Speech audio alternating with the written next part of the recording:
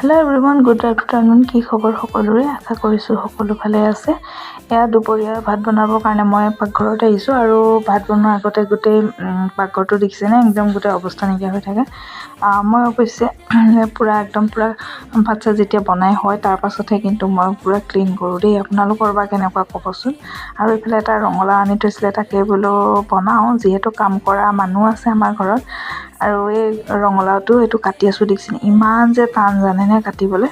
আৰু ৰঙালাওটোৰ ভিতৰতো যেনেকৈ পকা ধুনীয়া দেখা পাইছে, কিন্তু ৰঙালাওটো বহুত কোমলীয়া জানে। কোমলীয়া আচলতে এইবিলাক বস্তু মানে সৰু হৈ থাকোঁতে সাৰ দি পেলাই পূৰা পকাই দিয়ে। সেইটো কাৰণে আজিকালি মানুহৰ বেছি বেমাৰ আজাৰটো অলপমান বেছি হৈছে। আৰু এখন তৰকাৰী বনাই দিওঁ, যিহেতু কাম কৰা মানুহ আছে নহয় জানো।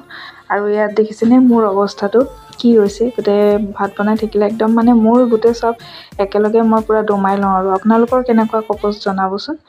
আৰু এয়া কাটি আছোঁ, আলু কাটি আছোঁ। তাতে মই চব গোটেইখিনি মিক্স দি দিছোঁ, যিহেতু আজি এনেকৈ বনাই পেলাই খোৱা আৰু যিহেতু নিৰামিষেই হয়। আৰু বাকী মোৰ খানা বনোৱা হৈ গ'ল। আৰু আপোনালোকৰ